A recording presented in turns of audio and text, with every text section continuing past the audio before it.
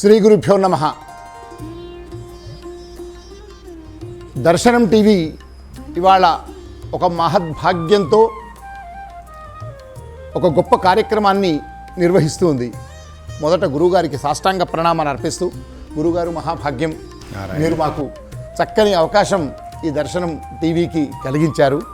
అత్యంత సనాతనమైన దక్షిణాదిలో ఎంతో ప్రతిష్టాత్మకమైన మహిమాన్వితమైన దత్త సంప్రదాయంలో ఉన్న సదానంద మఠానికి, బసవ కళ్యాణ్లో ప్రతిష్టాత్మకమైన సదానంద మఠానికి మీరు మఠాధీశులుగా అవ్వడం మా అందరికీ తెలుగు జాతి చేసుకున్న గర్వకారణం. దక్షిణాది వాసులందరూ, ఒక కన్నడ వాళ్ళే కాదు, అందరూ చేసుకున్న, మహారాష్ట్ర వాళ్ళే కాదు, అందరూ చేసుకున్న భాగ్యం మాకు. అంటే అందరికీ కూడా చాలా ఆనందము ఉంది, ఆసక్తి కూడా ఉంది ఈ మఠం గురించి తెలుసుకోవాలని.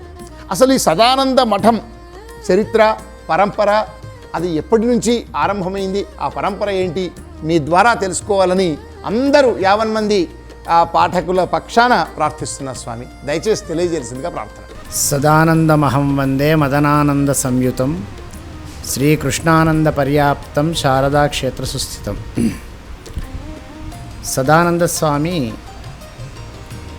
పరంపర, మఠ చరిత్ర ఇవన్నీ మీరు అడిగారు. ఇవన్నీ చెప్పడానికి యోగ్యత ఉండాలి. అయినప్పటికీ మీ అందరి ప్రేమానురాగాల వల్ల మా పరమగురువు గారు శ్రీ శ్రీ శ్రీ మదనానంద సరస్వతి స్వామి వారు, మా గురువు గారు శ్రీ శ్రీ శ్రీ కృష్ణానంద సరస్వతి స్వామి వారి దివ్యమైనటువంటి ఆశీర్ అనుగ్రహాలతో ఇప్పుడు 80వ పీఠాధిపతిగా అక్కడ ఉన్న నేను కొన్ని విషయాలు మీతో ప్రస్తావించాలి.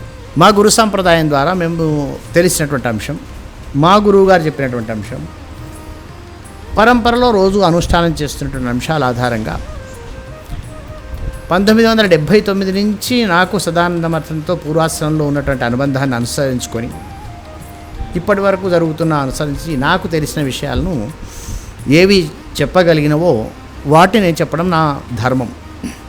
ఎందుకంటే మీరు అన్నారు, ప్రేక్షకుల పాఠకుల పక్షాన అందరికీ ఆసక్తి ఉంది కాబట్టి అది చెప్పానని నాకు ఆసక్తి ఉన్నా లేకున్నా ఈ విధంగానన్నా గురు సంప్రదాయాన్ని ఒకసారి జ్ఞాపకం చేసుకునే శుభావకాశం మీరు ఇచ్చారు.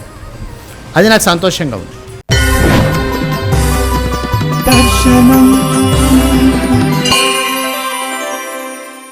శ్రీ గురుభ్యో నమః. దర్శనం టీవీ ఇవాళ ఒక మహద్భాగ్యంతో ఒక గొప్ప కార్యక్రమాన్ని నిర్వహిస్తుంది. తెలుగునాట నడయాడే దైవంగా, ధర్మ సంస్థాపన కోసం అహరహం శ్రమిస్తున్న సద్గురువు శ్రీ గురుమదనానంద సరస్వతి పీఠాధీశ్వరులు,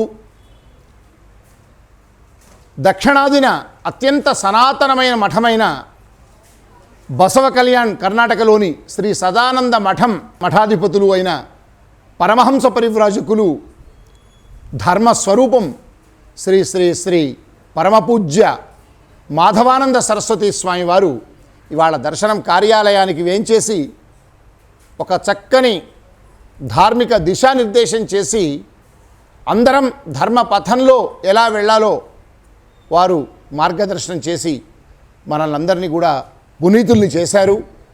గురుదేవులను ప్రార్థించి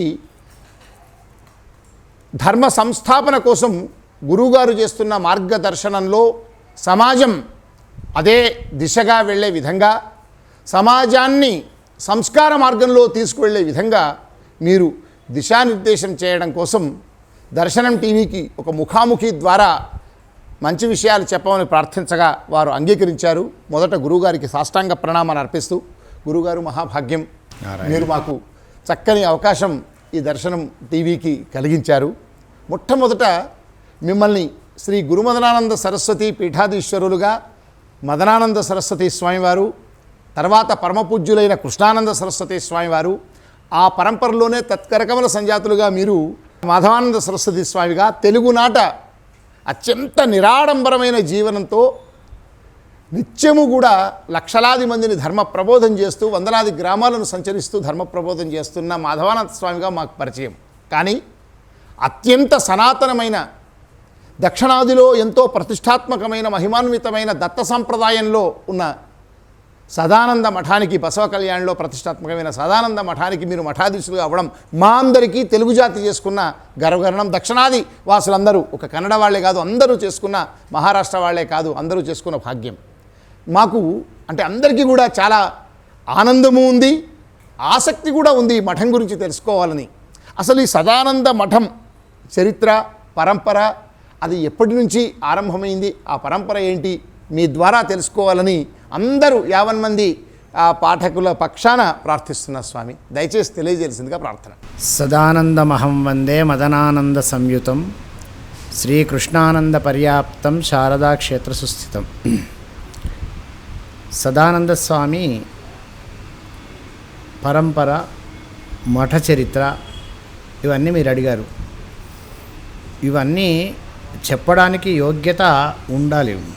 అయినప్పటికీ మీ అందరి ప్రేమానురాగాల వల్ల మా పరమగురువు గారు శ్రీ శ్రీ శ్రీ మదనానంద సరస్వతి స్వామి వారు, మా గురువు గారు శ్రీ శ్రీ శ్రీ కృష్ణానంద సరస్వతి స్వామి వారి దివ్యమైనటువంటి ఆశీర్ అనుగ్రహాలతో ఇప్పుడు 80వ పీఠాధిపతిగా అక్కడ ఉన్న నేను కొన్ని విషయాలు మీతో ప్రస్తావించాలి.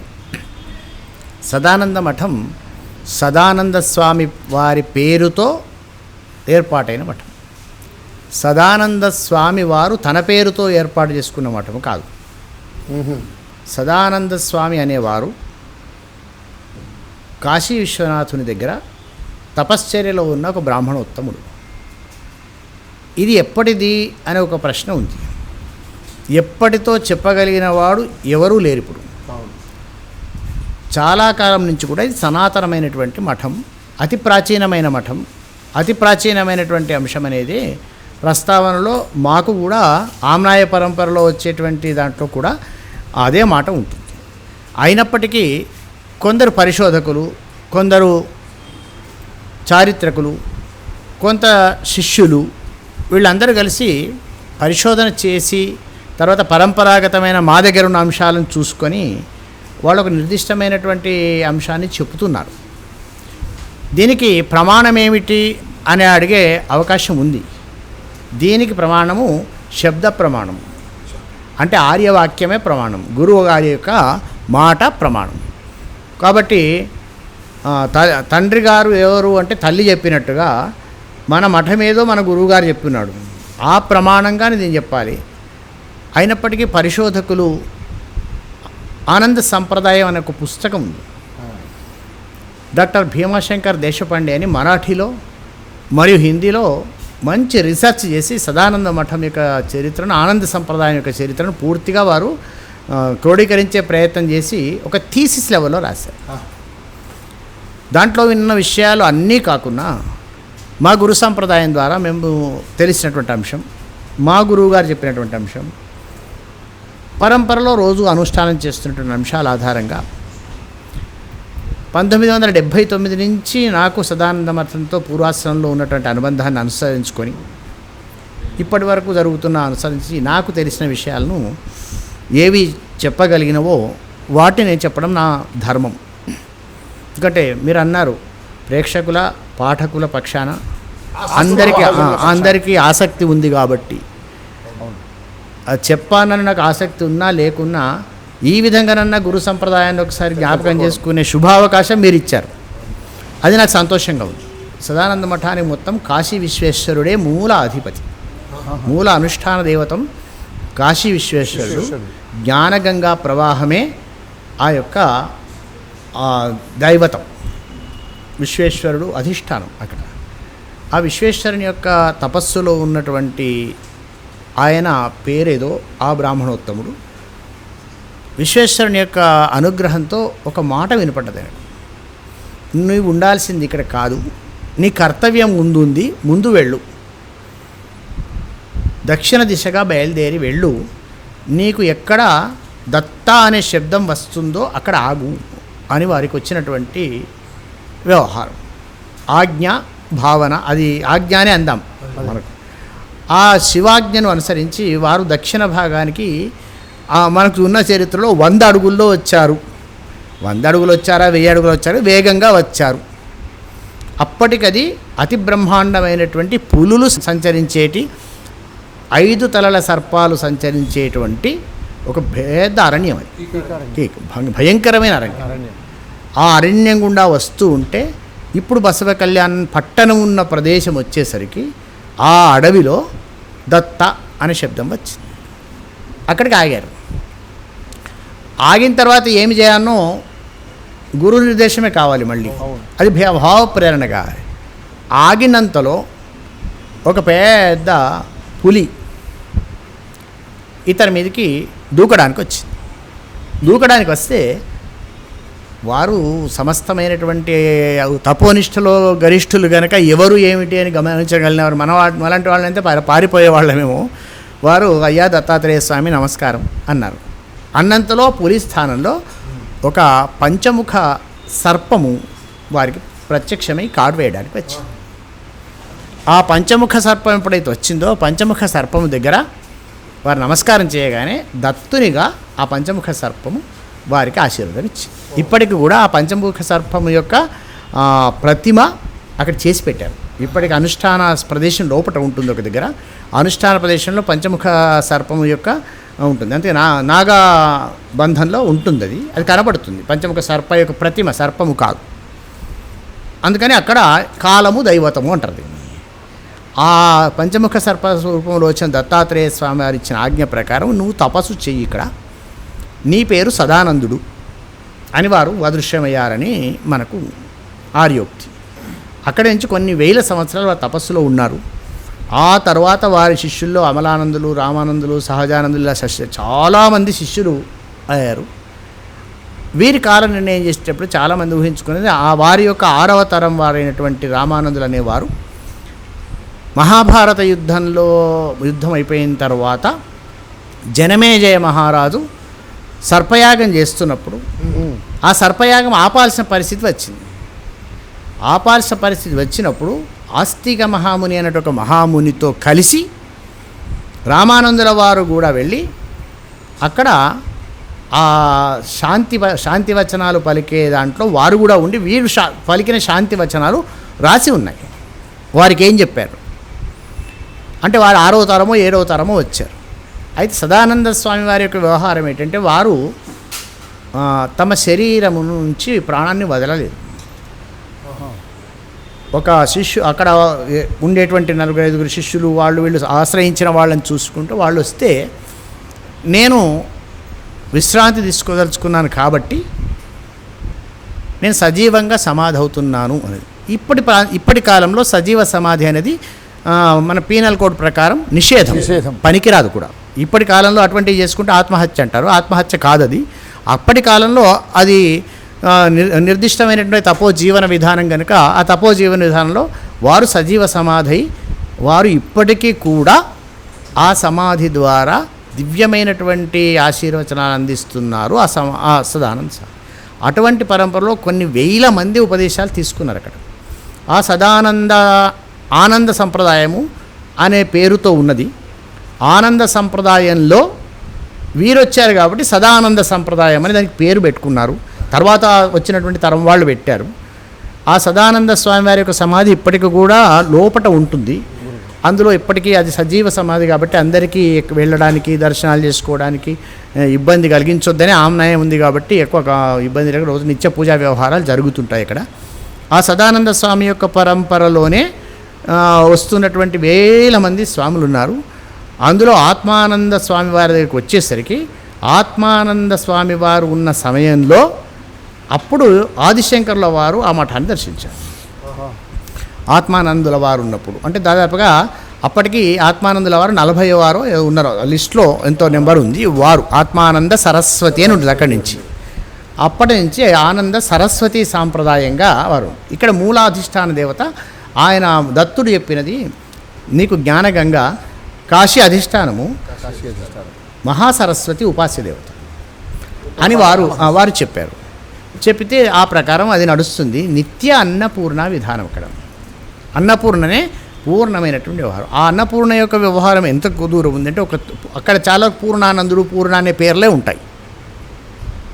ప్రతీతి ప్రకారం మనం నమ్మవలసిన అంశం ఏంటంటే ఒక చోట ఒకసారి పరంపర విభిన్నం అయ్యే వేళ పూర్ణమ్మ అనే వ్యక్తికి ఆ స్వామివారు నీళ్లు ప్రోక్షణ చేసి పూర్ణానందునిగా మార్చి పురుషత్వాన్ని ప్రసాదించి పీఠాన్ని అప్పగించినటువంటి సందర్భం కూడా చరిత్రలో కనపడుతున్నది, రాసిన చరిత్రలో కనపడుతున్నది.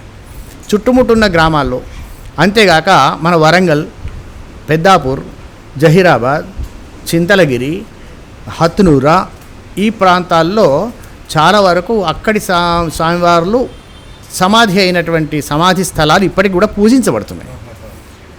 అంటే పరమహంస సన్యాసాల్లో పరమహంస ఎవరైతే ఉంటారో వాళ్ళు సమాధి అయితే ఎక్కడ జీవం వదిలితే అక్కడనే సమాధి చేస్తారు. వాళ్ళని తీసుకుపోయి ఇంకో దగ్గరికి ట్రాన్స్ఫర్ చేయడం ఉండదు. కాబట్టి వాళ్ళు పీఠాధిపతులు ఉన్నారో ఏమున్నారో ఏది ఉన్నప్పటికీ కూడా అక్కడక్కడ సమాధులు వాళ్ళకి ఆ విధంగానే ఉన్నాయి. ఆ విధమైనటువంటి దాదాపుగా లెక్క వేసుకుంటే ఒక 6000 సంవత్సరాలు, 5300 కలియుగ 200 కలియుగమే అవుతుంది. అంతకంటే 500-600 సంవత్సరాల ముందు నుంచి మనం వేసుకోవచ్చు. నిర్దిష్టమైన విధానం సనాతనం అని అనుకోవాలి. అంటే అతి ప్రాచీనమై మనము చెప్పలేకుండా ఊహించలేకుండా ఉన్నటువంటి నుంచి ఇప్పుడున్నది. అందులో ఉన్న కొంతమంది పేర్లే మనకు లభ్యమవుతున్నాయి. ఇప్పుడు సదానంద స్వామి యొక్క దాంట్లో 88 మంది స్వాముల వారి యొక్క ఉంటాయి, సమాధులు ఉంటాయి. అప్పటి జీవన ప్రమాణాలు, ఆయు ప్రమాణాలు అవన్నీ పెద్దగా ఉండొచ్చు. అవి ఎలా ఉన్నాయి తెలియదు. కానీ మనకున్నటువంటి ఆధారంగా మనకు 79వ పీఠాధిపతిగా కేశవానంద సరస్వతి స్వామి వారు ఉండేవారు. ఆ తర్వాత పరమగురువు గారైన మదనానంద సరస్వతి స్వామివారి, కృష్ణానంద సరస్వతి స్వామి అనుగ్రహంతో మొన్న కార్తీక బహుళ ఏకాదశి నాడు మీ అందరి పక్షాన మొదటి సేవకునిగా నాకు అవకాశం వచ్చింది అక్కడ. నారాయణ. అయితే స్వామి, ఇది ఎంత ఆశ్చర్యకరం అంటే ఆనందము ఆశ్చర్యము రెండు, సదానందము. అలా ఆనందమే ఉంది కదా. ఆనందంలో సదానంద సాంప్రదాయము, కాశీ అధిష్టానము, సదానంద సాంప్రదాయంలో ఇంత దత్త సాంప్రదాయం కూడా ఉంది. ఇంతటి ప్రాశస్త్యం కలిగినటువంటి ఈ మఠానికి సంబంధించి ఏదైనా ఈ ఆధునిక, ఇప్పుడు తమరు మేమంతా పూజింపదగిన సద్గురువు మీరు, దానికి మఠాధిపతిగా అవ్వడం అనేది మా అందరికీ ఆనందము. ఇప్పుడు మీ దృష్టిలో ఇప్పటికే ఒక ధార్మిక విప్లవం మన తెలుగునాట జరుగుతోంది. సదానంద మఠాధిపతిగా ఆ సదానంద పీఠం యొక్క ఇప్పుడున్న శాసనాలు కానీ ఆనవాళ్ళు కానీ మీరన్న సంప్రదాయానికి సంబంధించిన ఇంకేదైనా లిఖిత ఆధారాలు కానీ ఇవన్నీ ఆధునీకరించి ఈ సమాజానికి ఈ సనాతన పీఠ వైభవాన్ని పరివ్యాప్తం చేయడానికి ఏదైనా తమరి ఆలోచన ఉందా? ఒకసారి ఆసక్తి కోసం అందరికీ. అది ఇప్పటికే పుస్తకం ప్రింట్ అయి ఉన్నది. మనము చేసుకోవాల్సింది మన భాషలో, తెలుగు భాషలోకి, కన్నడ భాషలో, మరాఠీ భాషలో వాటిల్లో ఉన్నవి తెలుగు భాషలోకి తెచ్చుకొని మన ప్రాంతం వాళ్ళకి చెప్పుకోవడము, చేయడము అవన్నీ చేయవలసినవి. కానీ అది మఠాధిపతి పని కాదు. అది చేయాల్సింది మీ పని. ఎందుకంటే మఠాధిపతి మార్గదర్శనమే కానీ అది చేయవలసింది ప్రాచుర్యం చేయాలని, ప్రచారంలోకి రావాలని చూస్తే వారు మఠాధిపతి గారు. కాబట్టి మఠము యొక్క ధార్మిక నిష్ఠను పెంచడమే మా పని. మఠము ధార్మిక నిష్ఠ ఎట్లా ఉందని చెప్పుకోవడము, దాన్ని చూపించుకోవడము మీ పని. కానీ దానికోసం ఆధారాల కోసం వెతికి పెద్ద ఇబ్బంది పడే బదులు ఉన్నటువంటి ఆధారాలను తెలుగులోకి తీసుకువచ్చి చెప్పిన అంశాలను ప్రాచుర్యంలో తీసుకురావడం మంచిదని నా అభిప్రాయం. ఇప్పుడు ఆ దిశగా ప్రయత్నాలు అక్కడ ఉన్నవి, అక్కడ ఉన్నవాళ్ళు చేస్తున్నారు. ఇప్పుడు కూడా కొంత గ్యాప్ ఈ మధ్యకాలంలో అనేక రకాలైనటువంటి ఆటంకాల వల్ల కొన్ని గ్యాప్స్ ఏర్పడ్డవి. సహజమైనటువంటి లోకంలో ఉండేటువంటి ఆటంకాల వల్లనే ఆటంకాలు ఉంటాయి కనుక అవి ఏర్పడ్డవి. ఆ ఆటంకాలన్నీ తొలగి మెల్లమెల్లగా ఆ దిశలో ప్రయత్నాలు వాళ్ళు ప్రారంభం చేసినారు. ఎవరు దాంట్లో ప్రారంభం చేయని వాళ్ళు అందరూ శిష్యులే కాబట్టి అందరూ ప్రారంభం చేసినారు. ఇప్పటికి కూడా అక్కడ జోలీ సాంప్రదాయం ఉంటుంది. ప్రతినిత్యము గ్రామంలోకి భిక్షకు వెళ్ళి ఆ భిక్ష తీసుకువచ్చి దేవుని గురువుగారికి నైవేద్యం పెట్టిన తర్వాతనే నైవేద్యం యొక్క అందరి భోజనాలు అవుతాయి. ఆ రోజు జోలి ప్రసాదం అక్కడున్న బ్రాహ్మణోత్సవంలో మడిగా తీసిపెట్టడం, మడిగా తీసుకురావడం, నైవేద్యం చేయడము, రోజు ఉదయం మధ్యాహ్నం సాయంత్రం హారతి, ఉదయం మధ్యాహ్నం సాయంత్రం పూజ. తర్వాత అక్కడనే మన మదనానంద సరస్వతి స్వామివారు పీఠాధిపతిగా ఉన్నప్పుడు అక్కడ ఒక కోటిలింగేశ్వర స్వామి దేవాలయం మేధాదక్షిణామూర్తి పేరుతో, తర్వాత ఒక పంచముఖి ఆంజనేయ స్వామి దేవాలయాన్ని, ఒక అమ్మవారి దేవాలయాన్ని, నవగ్రహాలను, శనేశ్వరుణ్ణి అక్కడ ప్రతిష్ట కూడా చేయడం జరిగింది. ఆ వాటి పూజలు ఇవన్నీ కూడా శాస్త్రోక్తంగా ఆ విధి విధానంగా జరుగుతున్నాయి. ఆ విషయాన్ని మీరన్నట్టు లోకానికి తెలియజేసే బాధ్యత మీకుంది, తెలియజేస్తే వద్దనకుండా సవరించాల్సిన బాధ్యత మాకుంది. ఇప్పుడు మీరు చెప్పినట్టు సెలవిచ్చినట్లుగా మహారాష్ట్ర, కర్ణాటక, తెలంగాణ అంటే ఉమ్మడి తెలుగు రాష్ట్రాలకు సంధి అంటే మధ్యలో ఒక ఇది ఉంది. నాది 3 సంప్రదాయాలు 3 భాషలకు కూడా అది కేంద్ర స్థానంగా ఉంది గురువుగారు. ఇప్పుడు భవిష్యత్తులో మీరు అక్కడి మఠాధిపతిగా అక్కడ కార్యక్రమాలు కానీ ఇంకేదైనా విస్తరణ కానీ తమరు ముఖ్యంగా భక్తులందరికీ కూడా అనుగ్రహించే సందర్భాలు కానీ ఏవైనా ఎలా? నేను ప్రాచీన కాలం నుంచి అక్కడికి వెళ్తున్నా కాబట్టి, చాలా కాలం నుంచి వెళ్తున్నా కాబట్టి కొత్తగా చెప్పేది నేనేముండదు అక్కడ. అయినప్పటికీ నేను మఠము బాధ్యతలు తీసుకొని కొన్ని రోజులయ్యి. అవును. కాబట్టి మఠము వ్యవహారాలు అవన్నీ ప్రాపంచిక వ్యవహారాలు అవి వాళ్ళు నడిపించుకుంటున్నా ధార్మిక భాగంగా ఏదైతే 10-20 సంవత్సరాల చిన్న గ్యాప్ ఏర్పడ్డదో అక్కడ, దాన్ని పరిపుష్టము ఉన్నటువంటి గ్యాప్ను ఆ పుష్టము తీసేసి గ్యాప్ను ఫిలప్ చేయాలి. తప్పనిసరిగా ధార్మిక నిష్టను అక్కడ కూడా పెంచుకుంటూ చుట్టూ ఉన్నటువంటి భక్తులు, శిష్యులు భక్తులు వేరుగా చూసే సంప్రదాయం మనలో లేదు. నా శిష్యుడు వీడు కాదు అనేటువంటి అభిప్రాయం ఆనంద సంప్రదాయంలో లేదు. కాబట్టి ఆ విస్తరణకు, ధర్మ విస్తరణకు ముందు కార్యాచరణ, గ్రామ పర్యటనలు, అక్కడ కూడా గ్రామ పర్యటనలు, ప్రవచనలు ఆ కార్యక్రమ దిశలో ఏర్పాటు జరుగుతున్నవి. నిత్యాన్నదాన వ్యవహారము మళ్ళీ మధ్యలో చిన్న ఆటంకం వచ్చినప్పటికీ పునరుద్ధరించడం, అయినా భోజనం ఆగలేదు కానీ నిరతంగా ఇప్పుడు నడుస్తున్నది. అవన్నీ కూడా మున్ముందు సావకాశంగా చేసుకోవాల్సిన అంశాలు. ఎందుకంటే రాగానే వెంటనే పరిగెత్తే అవకాశం లేదు. పరిగెత్తడం నా అభిప్రాయం కూడా కాదు. మెల్లమెల్లగా ఆ విషయాల్లో ధర్మ విస్తరణ తప్పనిసరిగా జరుగుతుంది. సాంస్కృతికంగా సంస్కారయుతంగా ఉండే విధంగా తీర్చిదిద్దే ప్రయత్నాల్లో నేను ముందుండాల్సి వస్తుంది, ఉంటాను. తమరిని సదానంద మఠంలోనే దర్శించుకునే సందర్భాలు ఏమన్నా తెలియజేస్తే ఎవరైనా భక్తులు మేము మీ దగ్గరికి అక్కడికి. చాలా కష్టమైన ప్రశ్న. సన్యాసి వేరు, సన్యాసి పీఠాధిపతి అయితే వ్యవహారం వేరు. సన్యాసికి ఫుల్ ఫ్రీడమ్ ఉంటుంది. ఆయన ఎక్కడైనా ఉండొచ్చు, ఏమన్నా తిరగచ్చు. ఎట్లా అంటే ఏమన్నా అంటే అవాచ్యమైన పనులు కాదు, కానీ ఆయన శాస్త్రీయ దృక్పథంతో ఆయన స్వేచ్ఛగా తిరిగే వీలుంటుంది. పరివ్రాజకత్వం. ఈ మఠాలు అయ్యేసరికి మఠాధిపత్యం చూసుకుంటూ, మఠంలను చూసుకుంటూ వీళ్ళ వ్యవహారము ఏమీ పట్టు ఉండదు, ఏమీ సంబంధం లేని అంశాలన్నిటికీ సమాధానం చెప్తూ, మరి ఇప్పుడు ఈత కొట్టేవాడికి నీళ్లు ఉంటాయి, అందులో మధ్యలో గడ్డిపోచలు ఉంటాయి, నీళ్లు నోట్లలోకి పోతుంటాయి, నీళ్లు ఉంచాలే, గడ్డిపోచను కొట్టేసేయాలి, వీడు ముందరికి పోవాలి, కాళ్ళు చేతులు ఆడించుడు బంద్ అయితే మునిగిపోతాడు.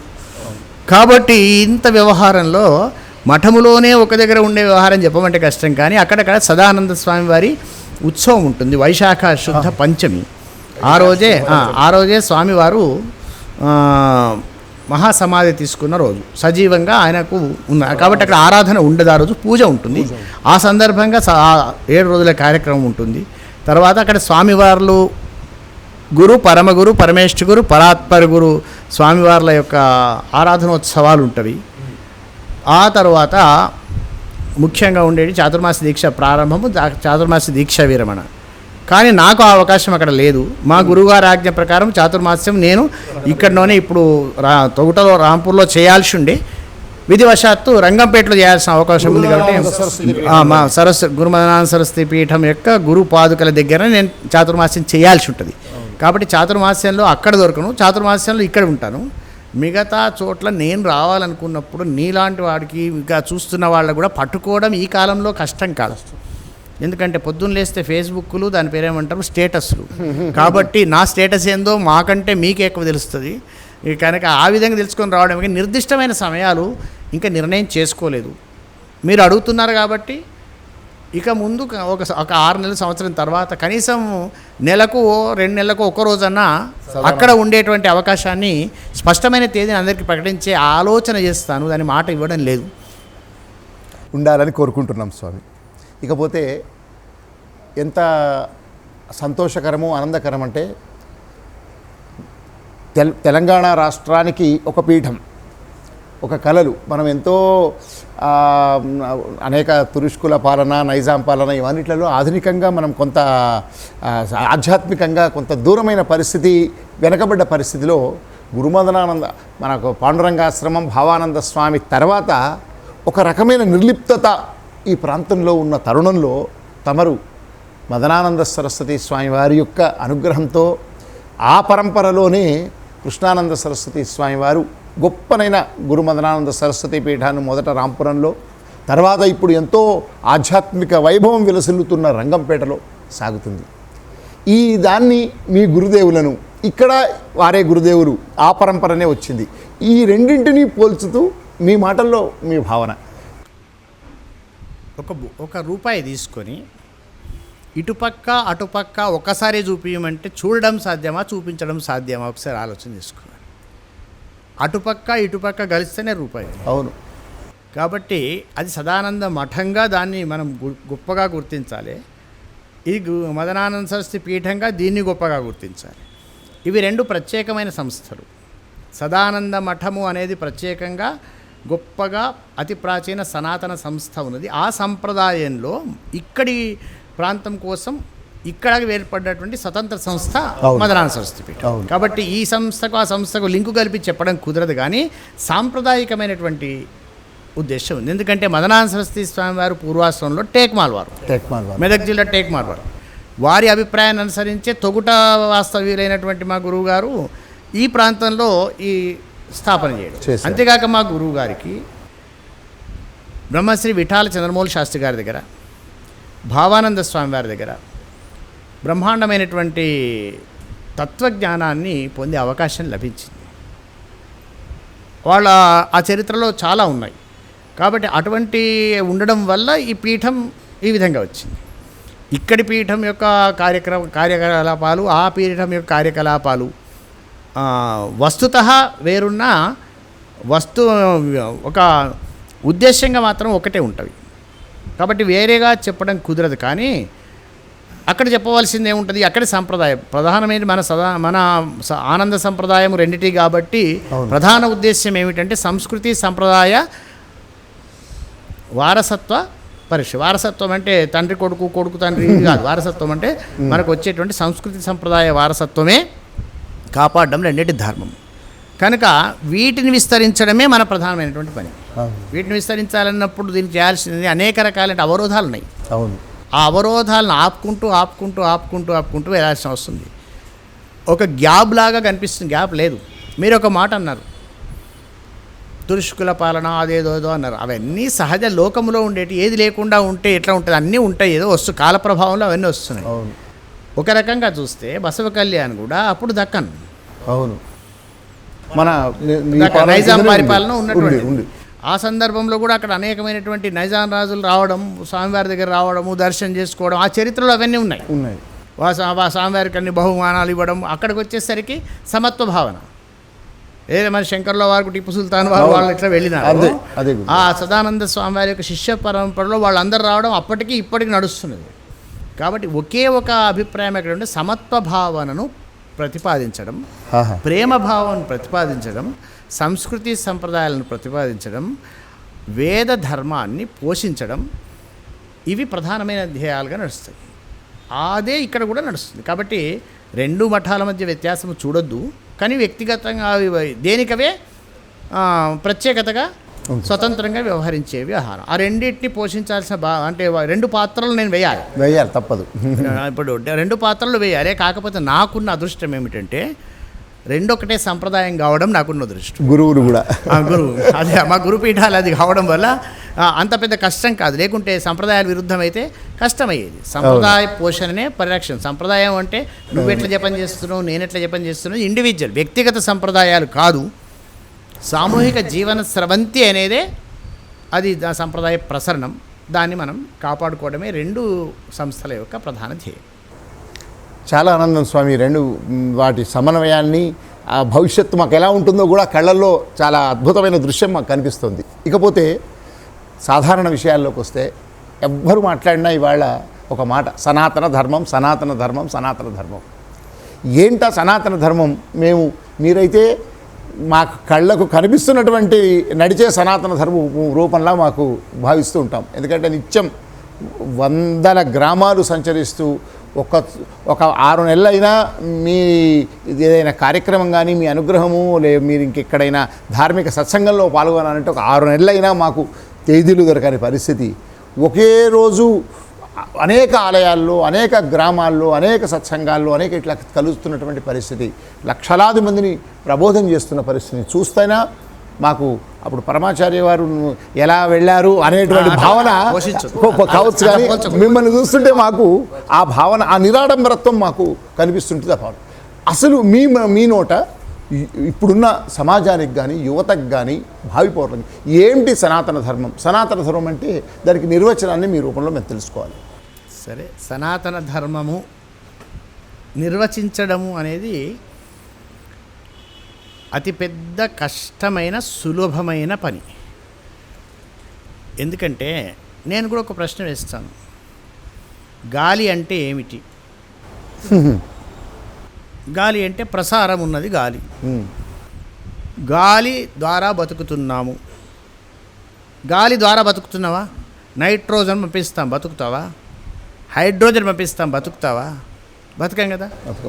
ఏది బతికించే గాలో దాన్నే గాలి అంటున్నాం మనం. అన్ని గాలులు అనుభవిస్తున్నా ఏది బతికించో గాలో దాన్నే గాలి అని మనం భావిస్తున్నాం.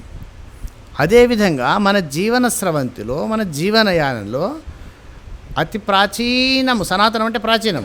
ఎవరైతే దానికి పేరు పెట్టలేదో, ఎవరైతే టైం చెప్పలేరో అది సనాతనం. అవును. ఆ సనాతనము నుంచి కూడా ఇప్పటికీ ఏదైతే జీవికగా నిలిచినటువంటి ఆక్సిజన్ లాంటిది ఉన్నదో దాని పేరే సనాతన ధర్మం. కాబట్టి సనాతన ధర్మంలో ప్రత్యేకంగా ఉండదు. ఒకటి నువ్వు ధర్మంగా ఉండు అని చెప్పే ఉంటుంది. సనాతన ధర్మం అంటే పారంపరికంగా వచ్చినటువంటి ప్రసరణ ధర్మం. అది అతి ప్రాచీనమైనటువంటి ప్రసరణ ధర్మం. లోకానుకూలంగా ఉండేటువంటి వ్యవహారాల్లో దానికి తగ్గట్టుగా వ్యవహారాన్ని ధర్మానికి అనుకూలంగా మార్చుకుంటూ నడిపించేది సనాతన ధర్మం. అంతేగాని ఇష్టం వచ్చినట్టు మనం చేసుకుంటే సనాతన ధర్మము కాదు. చాతగాని వాడున్నాడు, చాతగాని వాడికి ఉండే లక్షణాలు సనాతన ధర్మంలో చెప్పినారు. మంచి యవ్వనస్తున్నాడు, యవ్వనస్తుడు సనాతన ధర్మం చెప్పినాడు. ఎప్పుడు ఎవ్వరూ ఆచరించకుండా వదిలిపెట్టకుండా ఉండే ధర్మమే సనాతన ధర్మం. అటువంటి సనాతన ధర్మం అంటే పాతది, మామూలు చెప్పుకుంటే పాతది, టైం చెప్పలేనిది, నిర్వచించలేనిది, చెయ్యకుండా ఉండలేనిది. కాబట్టి దాన్ని ఆచరించకుండా మనం ఉండలేం. దానికి పేరు కోసం కొట్టాడొద్దు. ఎందుకంటే సనాతనమైతేంది, వినాతనమైతేంది, నువ్వు ఆచరించకపోయిన తర్వాత ఏదైతేంది నువ్వు ఆచరించొద్దనుకున్నా ఆచరింప చేస్తున్నది సనాతనం. కళ్ళు చూస్తున్నాయి, నువ్వు వద్దనుకున్న రెప్ప కొడుతున్నది. కంటికి మీద రెప్ప ఎట్ల కొట్టు కాపాడుతుందో సనాతన ధర్మం మననట్ల కాపాడుతున్నది. అది మనకేమీ సంబంధం లేకుండా కాపాడేదే, ఆ కాపాడే ధర్మమే సనాతన ధర్మం. ఇక మామూలుగా మిగతా దానము, ధర్మం ఇవన్నీ వచ్చినాయి. ఇవన్నీ సనాతన ధర్మంలోని భాగాలు.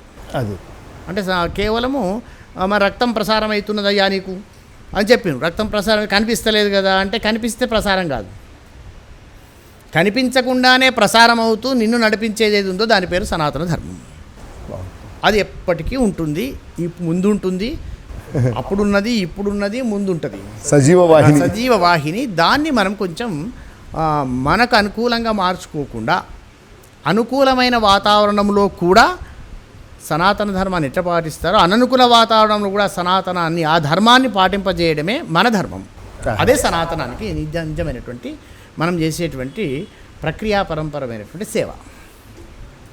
చాలా సనాతన ధర్మానికి సరైనటువంటి నిర్వచనం మాకు మీ ద్వారా అందించాము. ఇప్పుడు వ్యక్తులు, ఆశ్రమాలు, సంస్థలు, మాలాంటి మీడియా అనుకున్న ఇంకేదైనా ధర్మ ప్రచారం అనేది ఒక ఉమ్మడిగా ఎలా జరగాలని మీరు ఉద్బోధిస్తారు మాకు?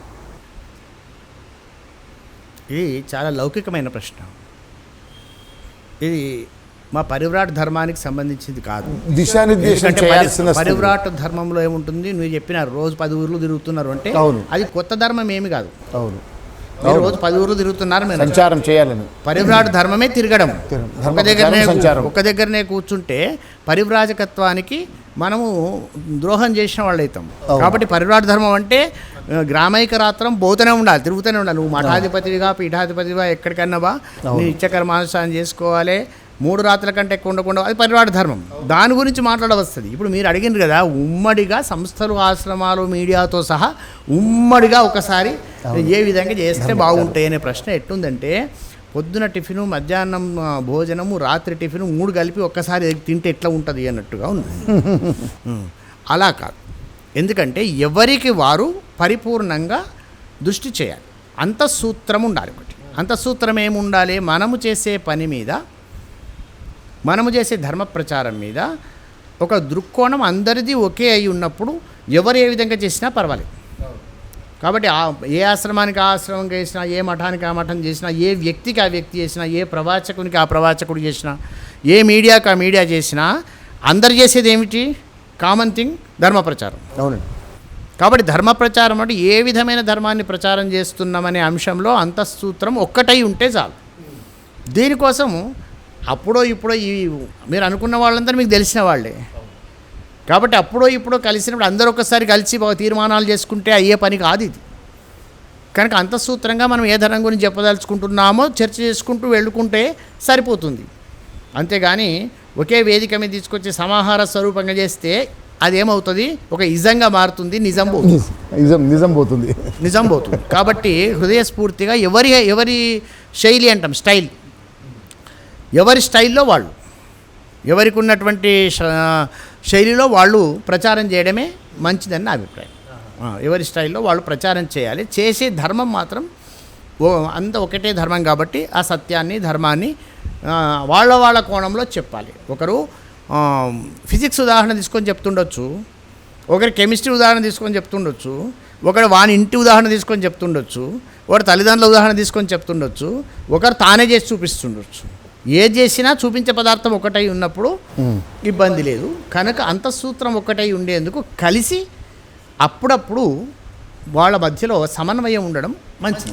దాని వేదికలు పెట్టుకొని సమన్వయం చేస్తే అది వేదికలకే పరిమితం అవుతుంది, కానీ ఎన్నడూ కూడా విజయవంతం కాదు. గురుగారు, ఇప్పుడు దీనికి అనుబంధమైన మరొక ప్రశ్న. మన దగ్గర కూడా పెద్ద మీరు అన్నట్టు 1000 ఏళ్ల నాటి సదానంద మఠం కానీ, మన దగ్గర కూడా 100 ఏళ్ల క్రితం నాటి ఆశ్రమాలు, పీఠాలు, పురావస్తు సంబంధమైనటువంటి ఆలయాలు, ఇంత చరిత్ర ఇవన్నీ ఉన్నాయి. కొత్తగా వచ్చిన ఆశ్రమాలు కూడా ఉన్నాయి. ఇవన్నింటినీ పరిరక్షించాలంటే ప్రభుత్వం దృష్టి ఎట్లా ఉండాలి, సమాజం దృష్టి ఎట్లా ఉండాలి, నిర్వాహకులది ఎలా ఉండాలి, ఈ మూడింటిని మనం ఎలా సమన్వయం? ఈ మూడింటిలో నేను ఒక్కటి చెప్పగలుగుతాను. ప్రభుత్వం దృష్టి అనేది ప్రభుత్వం దృష్టి, సమాజం దృష్టి సమాజం దృష్టి. ఈ రెండు అవి నా పరిధిలోకి వచ్చే ప్రశ్నలు కావచ్చు. నిర్వాహకుల దృష్టి అన్నారు చూడండి, ఆ నిర్వాహకుల దృష్టి కరెక్ట్ ఉండాలి. ఎందుకంటే ప్రభుత్వం ఏం చేస్తుంది, నేనేం చేయాలి, సమాజం నన్ను ఏమంటుంది, నేనేమనాలి, ఈ రెండు పోతే నిర్వాహకుడు కరెక్ట్గా ఉంటే అది ఏ విధంగా నడుస్తుంది. ఏ ప్రభుత్వమైనా ఏ సమాజమైనా నువ్వు మంచి చేస్తుంటే నీకు ఆటంకపరచదు, ఆటంకపరిచినటువంటిది ఉండదు. కాబట్టి ఆటంకపరిచే అవకాశం ఉండదు. వాళ్లకు ప్రభుత్వం కానీ, వాళ్ళ ప్రభుత్వానికి ఏముంటాయి, వాళ్ళకుండే కట్టుబాట్లు, వాళ్ళ వ్యవహారాలు ఏముంటాయో తెలియదు. అది ప్రభుత్వము కాబట్టి శాసన వ్యవహారం. అది ఆశ్రమాల మీద వాటి మీద వాళ్ళు శాసనం చేస్తామంటే అక్కడ కుదరదంటే వీళ్ళకుండే పరిపాలన వ్యవహారం వేరు. కనుక నిర్వాహకుల యొక్క ఒక నిర్దిష్ట ప్రమాణమైన విధానం ఉండాలి. ఏముండాలి? ఎవరైతే నిర్వాహకులు, మఠం ఉన్నది, మఠాధిపతి ఉన్నాడు, ఆశ్రమం ఉంది, ఆశ్రమాధిపతి ఉన్నాడు, మిగతా పరివారం అంతా కాకుండా ఆ వ్యక్తి అయితే స్పష్టమైనటువంటి రీతిలో ప్రజలకు తాను ఆచరిస్తూ చెప్పగలిగిన స్థితిలో ఉన్నప్పుడు మాత్రమే ఇది సక్సెస్ అవుతుంది. ఆచరణశీలమైనగా లేనప్పుడు అది వృధా అవుతుంది. చెప్పేది ఒకటి, చేసేది ఒకటి, అనుకునేది ఒకటి. మనస్సేకం వచస్సేకం కర్మణ్యేకం మహాత్మనః అంటే ఏది మనస్సులో ఉందో అది చెప్పి అది చేస్తేనే మహాత్ముడవుతాడు. కాబట్టి ఆ చేసే విధానాన్ని ఆ నిర్వాహకుడు కనుక అనుసరిస్తే, వాళ్ళ వెనుకున్న వాళ్ళు అనుసరిస్తే, ఎక్కడనైతే ఆశ 3 ఉండకూడదు, కీర్తికాంక్ష ఉండకూడదు, ధనకాంక్ష ఉండకూడదు, అధికారకాంక్ష 3 ఉండకూడదు. ఈ 3 ఎక్కడైతే ఉన్నాయో అక్కడ బ్రహ్మాండమైన రీతిలో ఆ సంస్థ నడుస్తుంది. ఆ 3 లేకుండా ఉండేందుకు ప్రయత్నం చేస్తే ఆ సంస్థలకి అంతా ప్రభుత్వం వెంటనే వస్తుంది, సమాజం కూడా వెంటనే ఉంటుంది. కీర్తికాంక్ష, ధనకాంక్ష, అధికారకాంక్ష 3 ఆధిపత్య పోరంటారు కదా. అవునవును, చాలా చక్కని దిశానిర్దేశం గురుగారు. ఇకపోతే గురువు, మిమ్మల్ని ప్రత్యక్షంగా చూస్తున్నాం. గురుతత్వం మరొకరి విధంగా చూస్తాం. గురువును, గురుతత్వాన్ని ఎలా శిష్యుడు కానీ సమాజం కానీ సమన్వయపరచుకోవాలి? ప్రపంచంలో గురువు కాని పదార్థం ఏది లేదు, మొదట గమనించుకోవాలి. మా దత్త సాంప్రదాయం, దత్తాత్రేయ స్వామి జగద్గురు, మొట్టమొదటి గురు జగద్గురు ఎవరంటే దత్తాత్రేయ స్వామి. తర్వాత జగద్గురు అంటే శంకరుడు, అవును, ఉన్నటువంటి భోలేనాథ్ శంకరుడు. దత్తాత్రేయ స్వామి జగద్గురువు. ఆ తర్వాత వచ్చిన వారు శంకరాచార్య వారు, శ్రీకృష్ణుడు, శంకరాచార్య వారు ఇలా వచ్చారు. అవును. మొట్టమొదటి గురు పరంపర ఎక్కడ ప్రారంభమైందంటే దత్తాత్రేయ స్వామి. అందుకే మాది సకలాది గురు సదానంద సంప్రదాయం అంటారు మనం. సకలాది గురు అంటే దత్తాత్రేయ స్వామి. ఆ దత్తాత్రేయ స్వామి ఆయన గురువు అయి ఉండి 24 అంశాల్లో 24 అంశాలను చూసుకొని గురువుగా భావించి వాటి దగ్గర తాను ఉపదేశం పొందినట్టుగా భావించి ఆచరించాడు. అంటే ప్రపంచంలో గురువు కానిది ఏది లేదు. అంటే చూసేవాణిలో ఉంటుంది గురువు ఎవరు అనేది, శిష్యునిలో ఉంటుంది, చూసే శిష్యునిలో ఉంటుంది. శిష్యునికి ఒక లక్షణం ఉన్నది. శిష్యుడు ఎప్పుడు కూడా గురువును గురువుగా చేసుకోకముందు బాగా చూడాలి, అన్ని రకాల పరీక్షలు చేయాలి. చేసుకున్న తర్వాత ప్రశ్నించడానికి వీలే. గురువు పని ఏమిటి, గురువు ఎలా ఉండాలి, శిష్యుల సంగతి మీరే చూసుకోవాలి కాబట్టి నేనేం చెప్పను. అవును. గురువులు ఏం చేస్తారు? ఒక పురుషుడు ఉన్నాడు, ఒక స్త్రీ ఉంది, వాళ్ళకు చిన్న పిల్లవాడు ఉన్నాడు. చిన్న పిల్లవాడు అంబాడుతుంటాడు. అప్పుడప్పుడు అమ్మ పని చేస్తే నాన్న ఎత్తుకుంటాడు అని. మంచి అలంకారం చేసింది పిల్లవాడిని, వాడు అంబాడుకుంటూ పోయాడు, నాన్న ఎత్తుకున్నాడు. కొంచెం సేపటికి వాడు మూత్ర విసర్జన చేశాడు. పురుషుడు చేసే పని ఏమంటాడు? అబ్బాబాబాబా అన్నాడు. ఏమైంది అన్నాడు. అంటే వీడు విసర్జన చేశాడు. అప్పుడు తల్లి పరిగెత్తుకొని వచ్చింది, మళ్ళీ శుభ్రం చేసింది, మళ్ళీ స్నానం పోసింది, మళ్ళీ బొట్టు పెట్టి అలంకారం, ఇప్పుడు మళ్ళీ ఎత్తుకున్నాడు. ఇగో తల్లి పాత్ర ఏది పోషిస్తాడో గురువు గారు ఆ పాత్ర పోషిస్తాడు. ప్రపంచంలో ఉన్న కల్మషాలన్నీ పట్టుకొని వీడు కల్మషజీవి అయినప్పుడు వాటిని శుభ్రం చేసి తల్లి తండ్రికి ఎట్లా అందిస్తున్న పిల్లవాడిని గురువు గారు భగవంతుని చేరువలోకి తీసుకుపోతాడు. ఇది గురుగారు చేసేటువంటి గురుతత్వం, ఇది గురువు గారు చేసేటువంటి గొప్ప పని. కాబట్టి గురువు మీద ఎంత విశ్వాసం ఉండాలి అంటే ప్రాణం పోతున్నా విశ్వాసం ఉండాలి, ప్రాణం పోయినా విశ్వాసం ఉండాలి. గురువుకి ఏముండాలి? ప్రాణం పోయినా ప్రాణం పోతున్నా శిష్యవాత్సల్యమే ఉండాలి, కానీ శిష్యుని మీద వేరే అభిప్రాయం కలగకూడదు. వేరే అభిప్రాయం అంటే దురభిప్రాయాలని కాదు నా ఉద్దేశం. అతన్ని ఏ విధంగా సంస్కరించాలనే అభిప్రాయం వీళ్ళు లౌకికానికి వచ్చినప్పుడు. సంస్కరించడం అంటే ఇల్లు కట్టుకోరా, పెళ్లి చేసుకోరా, అది కాదు. ఒక గురువుగారి పని అధ్యాత్మ రంగంలో ఏమిటి? భగవంతుని ఉన్ముఖీకరణ చేసి పరమాత్మ వైపు పరిగెత్తింపజేసడమే గురువుగారు. ఏం చేస్తాడు గురువు? ఒక అమ్మ పిల్లవాడిని పట్టుకొని పోతున్నది. అవును. ఎదురుగా ఎండ కొడుతున్నది, వెనక నుంచి ఎండ వస్తున్నది. వెనక నుంచి ఎండ వస్తుంటే ఆ వెనక నుంచి ఎండ వచ్చినటువంటి సందర్భంలో పిల్లవాడిని పట్టుకొని పోతున్నది, ముందర నీడ పోతున్నది. వెనక నుంచి ఎండ కొడుతుంది కాబట్టి ముందర నీడ పోతున్నది. పిల్లవాడు ఏం చేస్తున్నాడు? నాకంటే ముందు అది పోతున్నదని ఏడుస్తున్నాడు. నీడ ముందు పోతున్నది, నాకంటే ముందు పోతుందని ఏడుస్తాడు. అమ్మ ఏడుస్తుంది, వాడు ఏడుస్తున్నాడు. అక్కడి నుంచి ఒక తెలిసిన ఆయన వచ్చాడు. ఎందుకు ఏడుస్తున్నారమ్మా అంటే వీడు వినడం లేదు, నీడ ముందు పోకపోతే ఎట్లా పోతుంది అంటే, అమ్మ నువ్వు ఊరుకో నేను చెప్తాను, ఏమి కావాలరా బాబు అన్నాడు. అది నాకంటే ముందు పోవద్దు అన్నాడు. సరే ఇటు దింపిండండి. వారి ముఖం ఏం చేశారు? సూర్యుని వైపు దింపాడు. ఇప్పుడు నీడ ఎక్కడికి పోయింది? ఇక్కడి కిరణాలు పడితే నీడ వెనకకు పోయింది. కాబట్టి ఇప్పుడు చూశాడు, వాడు ఆనందపడ్డాడు. అబ్బా గురువుగారు వచ్చి నీడని దింపేశాడు. ఆలోచన, నీడని దింపాడు గురుగారు, వీణి ముఖం దింపాడు. కాబట్టి భగవంతుని వెనక వేసుకొని నీడ భయపడిపోయేటువంటి వాడిని భగవంతుని వైపు దింపి నీడని వెనక చేసేవాడు గురువుగారు. అది గురువుగారి యొక్క లక్షణం. కాబట్టి పరమాత్మ వైపు చూపి పరమాత్మ ఉన్ముఖీకరణ చేయడమే గురువుగారి యొక్క లక్షణం. అందుకని గురుతత్వం, గురువు ఎప్పుడు కానీ శిష్య చిత్తాపహారకుడు కావాలి, కానీ విత్తాపహారకుడు కావాలి. గురువు అంటే కల్పతరువు కావాలి, ఎప్పుడు కానీ లోకానికి శిష్యునికి బరువు కావద్దు. గురువు లక్షణం ఎప్పటికీ ఉన్నదంతా గురువుగారే తప్ప ఇంకేమి లేదు అనుకోవడం శిష్యుని లక్షణం. ఈ విధమైన లక్షణంతో ఉన్నది కనుకనే భారతదేశం, మన సంస్కృతి, మన వేద సంస్కృతి ఇప్పటికి కూడా గురుస్థానాన్ని పోషిస్తున్నది. అద్భుతం. విశ్వగురు స్థానానికి కూడా అలంకరించి విషగురు స్థానంలో ఉన్నది ఉన్నది ఉన్నది ఉన్నది గురుగారు. ఇకపోతే గురువుగారు, మన ప్రాంతంకి వస్తే మీరు పూర్వాశ్రమంలో చిన్నతనం నుంచి కూడా అనేక సందర్భాల్లో మన ప్రాంతం యొక్క వైశిష్ట్యం, పండితులు, ప్రధానంగా భజన సాంప్రదాయము, ఆశ్రమాలు, ధార్మికవేత్తలు అనేక రచనలు చేయడము, ఇవన్నీ కూడా ఈ ప్రాంతంలో ఒక విలక్షణంగా మిగతా పోల్చుకుంటే కొంత ఉత్కృష్టమైనటువంటి పరిస్థితి మనకు కనిపిస్తుంది. వీటన్నింటినీ పరిరక్షించాలి, వీటన్నింటినీ కూడా ఇంకా ఎక్కువ పరచురులోకి తేవాలంటే ఏదైనా కార్యాచరణ కోసం మీరు ఒక గురుస్థానంలో ఉన్నవారు ఇప్పుడు సమాజంలో ఉండేటువంటి సంస్థలకు, ప్రజలకు కొంత దిశానిర్దేశం. దీనికి దిశానిర్దేశం మాత్రమే చేయడమే ఉంటుంది. అంతేకాక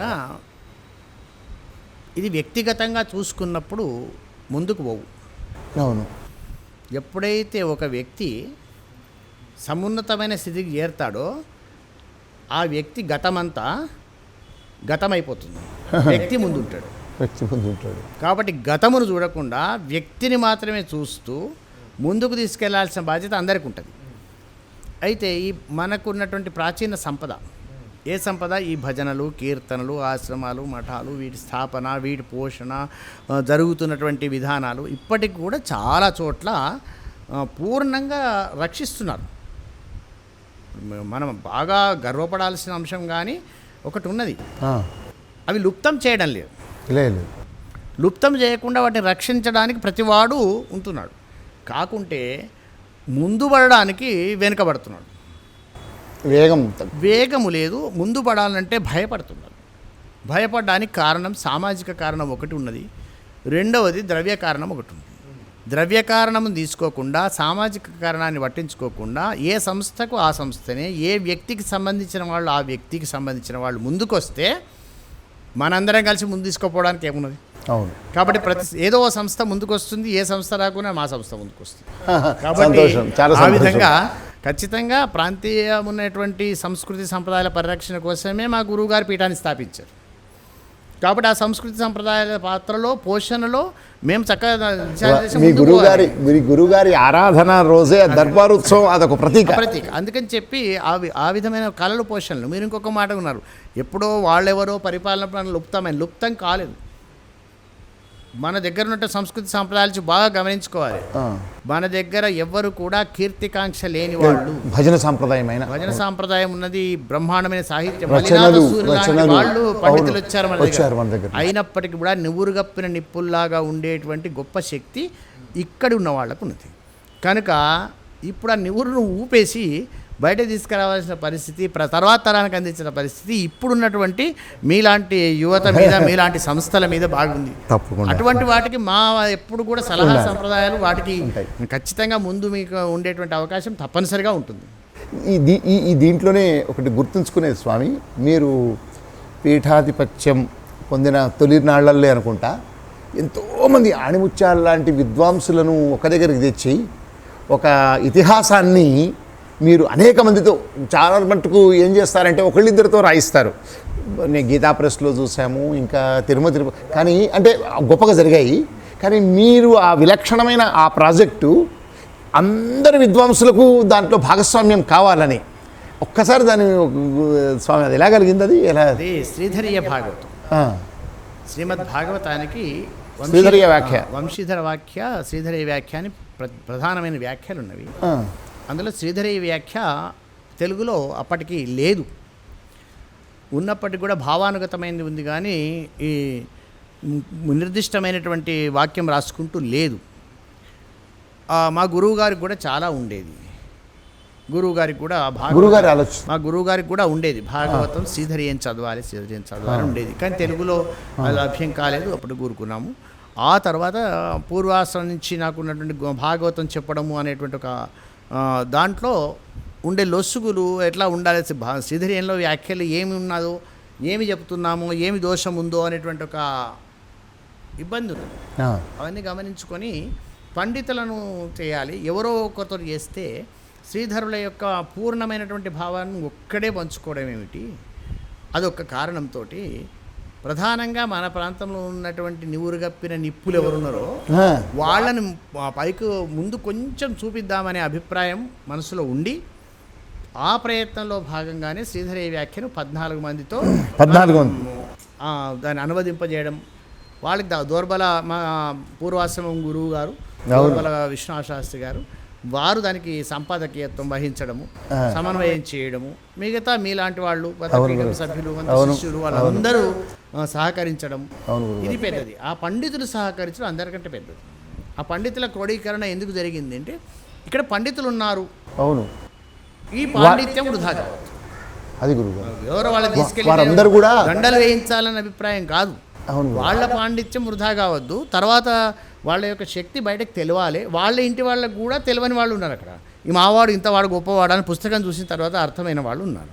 కాబట్టి ఆ విధమైనటువంటి ప్రకల్పన మొన్న మెదకులో కూడా అటువంటి ప్రకల్పన చేసి శ్రీమద్ భాగవతాన్ని 16 మందికి ఇచ్చి 16 మంది చేత 7 రోజుల్లో ప్రవచన చేయించాం. అవునా గురుగారు? ఓహో, 7 రోజుల్లో ప్రవచన చేయించాం. మొత్తం 16 మంది చేశారు. ఉదయం ఒక సాయంత్రం ఒక చొప్పున చక్కగా వాళ్ళు ఎవరు అంటే దీని ప్రాచుర్యం కల్పించడమే మన ఉద్దేశం. సంస్కృతి పరిరక్షణ అంటే పుస్తకాలు ప్రింట్ చేయడం కాదు, ప్రజల్లోకి.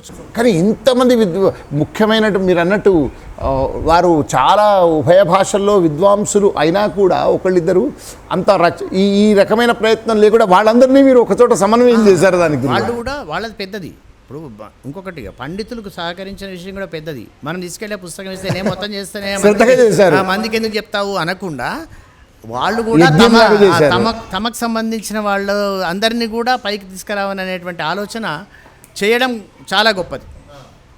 వాళ్ళు కూడా పండితులు సహకరించి చేసుకోవడం గొప్పది. అందుకే అది పండితామోదము కావాలి, పండితులు ఆమోదించింది కావాలి, పండితులను ఆమోదించే వాళ్ళు కావాలి అనే అభిప్రాయంతో మనం శ్రీధరయ్య దానికి చాలామంది సహకారం చేస్తారు. ఇప్పటికీ అడుగుతున్నారు గురువు గారు, ఫలానా తొగుట స్వామివారు చేశారట, మాకు కావాలని నాకు చాలా ఫోన్లు వస్తుంటాయి. నేను పీఠం వాళ్ళకి చెప్తూ ఉంటాను. అది నాకు తెలిసి ఈ శతాబ్దంలో వచ్చిన ఒక అత్యుత్తమ భాష్యాల్లో ఇది ఒకటి గురువు గారు. అది ఆ విషయం శతాబ్దము దశాబ్దం ఎందుకు అంటే దాని యొక్క ప్రాశస్త్యము దాన్ని అడిగింది అంటే ఆ ప్రయత్నాలు మనం చరిత్రలో జరిగిన ప్రయత్నాలు గమనిస్తుంటాం కదా గురుగారు. ఇప్పుడు మీరన్న మలినాథ సూరి గారి తర్వాత కొన్ని జరగాలి ప్రయత్నాలు. అందులో వేదము మొత్తం ఋగ్వేద భాష్యంను తెలుగు లిపిలోకి తీసుకొస్తున్నాం. ఓహో, అంటే ఇప్పటి వరకు జరగలేదు. రకరకాలు ఉన్నది ఉన్నట్టు కూడా ఒక నిర్దిష్టమైన విధానంతో తెలుగు లిపిలోకి తీసుకొచ్చే ప్రయత్నం జరుగుతున్నది. మొత్తం తెలుగు లిపిలో అంటే భావం యొక్క దాని అర్థాలు రాయడం అవన్నీ శ్రేయస్కరం కాదు కనుక వ్యాఖ్యలను తెలుగు లిపిలోకి తెచ్చుకునేందుకు ఇప్పుడు డిటిపి వర్క్ జరుగుతున్నది. ఋగ్వేదం తర్వాత యజుర్వేదం, యజుర్వేద సామవేదం ఇవి జరుగుతున్నాయి. ఈ వేద భాషలు సంస్కృత భాషలో ఉండడం వల్ల ఆ లిపి చదవరాని వాళ్ళు పండితులైనప్పటికీ కూడా ఆ లిపి చదవరాకపోతే పుస్తకం పక్కకుంటుంది. దానికోసం తెలుగు లిపిలో ఆ ప్రయత్నం జరుగుతున్నది. దీనికి అంతా కూడా కారణం గురువు గారి కృప. అది ఎంతో శ్రద్ధ. మీరు ఇంత తీరిక లేకుండా ఇంత పర్యటనలు చేస్తూ కూడా దీని మీద పర్యటన చేసే పేలాలు పెట్టుడు కదా, పర్యటన చేసి అది చేస్తుంటా చాలా సులభంగా చెప్తారు కానీ మిగతా వాళ్ళు చేసేది కదా. ఇప్పుడు పండితులు చేసే పని, డిటిపి వాళ్ళు చేసే పని. మరి ఇప్పుడు దీనికి మొత్తం వేదానికి నరేంద్ర కాప్రే గారు వారు పూర్తి బాధ్యత తీసుకొని వారు పర్యవేక్షణ చేస్తున్నారు. ఎన్ని ప్రాజెక్టు ఎందుకంటే జరుగుతుంటుంది. నిర్దిష్టమైన గోల్ పెట్టుకొని పోతే తప్పు జరిగే అవకాశం. అవును గురుగారు, ప్రశాంతంగా జరగాలి. ఇంకొకటి గురువుగారు, ఇప్పుడు చాలా చర్చ జరుగుతుంది అందరిలో కూడా, వైదికం అవైదికం. ఈ వైదికం అని కొందరు, అవైదికం అని కొందరు. ప్రశాంతంగా ఉన్న దాంట్లో కూడా కొంచెం మీ ప్రశ్న అర్థం కాదు. ఒక ఉదాహరణ ఇప్పుడు నాకు ప్రశ్న అర్థం కాదు. ఎందుకంటే ప్రపంచంలో అవైదికం నాకు ఏది కనబడదు. చెప్పే విధానంలోనూ చూసే విధానంలోనూ కొంత భారతదేశంలో ఆవిర్భవించినప్పుడు వేదము మనది అని చెప్పుకుంటున్నప్పుడు ఇక్కడ అవైదికాంశాలు వచ్చే అవకాశం లేదు. అందులో వచ్చిన మార్పు, అవగాహన లోపం, దాన్ని అనుసరించే విధానం, ఇవి ఉండడం వల్ల వైదికం అవైదికం అనేది వస్తుంది. ఇప్పుడు మొత్తము ఒక విషయాన్ని మొత్తం చూస్తే అదంతా వైదికం అవుతుంది. సగమే చూసుకొని దాన్ని అనుసరిస్తే వైదికం అవుతుంది. అది అవగాహన లోపమే. అంటే అవగాహన లోపము పూర్తిగా అవైదికము అనే అంశాన్ని మనం అమాంతం వీడిని అవైదికుడు అని తీయాల్సిన అవసరం లేదు. అవైదికుడు ఎందుకయ్యాడు? ప్రపంచంలో బాగా మంది బీదవాళ్ళు, వీళ్ళు ఎవరు పాపం చేసిన వాళ్ళు కష్టపడతారంటారు కదా, కష్టపడుతుంటారు, లేక వాళ్ళకు ఇబ్బందులు వస్తుంటాయి అనేది ఒక ప్రతీతి మనకు. వాళ్ళు పెరగడానికి ఎవరికి కారణం అని అడిగారు. పుణ్యాత్ములు అని చెప్పారు సార్. ఎందుకంటే కష్టపడే వాళ్ళు పెరగడానికి ఎవరికంటే సుఖపడే వాళ్ళు కారణం అని చెప్పిందండి. ఎందుకు? ఒక దురలవాటు ఉన్నవాడు ఉన్నాడు. దురలవాటు ఉన్నవాడు ఉంటే వాడు ఇంకొకరిని తీసుకుపోయి ఆ దురలవాటు తీసుకొని ఇది బాగుంది, మంచి బ్రాండు అది అని చెప్పి వాడిని దురలవాటు అలవాటు చేసి 1-10 చేస్తాడు. ఒక దేవాలయానికి వెళ్ళేవాడు, నేను దేవాలయానికి వెళ్తున్నా నువ్వు రాని తీసుకుపోవడం తగ్గింది. దానివల్ల వీడు అనలేకపోతున్నాడు. కాబట్టి వైదికం అవైదికం అంటే, వైదికము అంటే ఏదైతే వేదధర్మం చెప్పిందో దాన్ని అనుసరిస్తూనే, వేదధర్మం కూడా చెప్పింది నువ్వు చెప్పు చేయించు అని చెప్పింది. ఆ వేదాన్ని తాను చదువుకొని తానే అనుభవించి దాంట్లో ఉన్నటువంటి స్వారస్యాన్ని గ్రహించి ఇతరుల చేత అది చేయించకపోవడం వల్ల అవైదికము అనే పదం వస్తున్నది. కనుక అవైదికము వేద అనవసరమైన చర్చలు తప్ప అదే చర్చతో వచ్చేది కాదు. ఇది గురువు స్పష్టంగా ప్రజల్లో ఎవరికైతే ఆ అభిప్రాయం ఉందో దాంట్లో వైదికత్వాన్ని మనము చెప్పడమే మన ధర్మం. అవును గురువు, అదే ధర్మం, అంతేకాని చర్చ కాదు. కావచ్చు గురుగారు, నేను మీ నుంచి ఆ సమాధానాన్ని చక్కగా, అయితే అది కొంత ప్రశాంతతకు కూడా మీ భావన ఉపయోగపడుతుంది.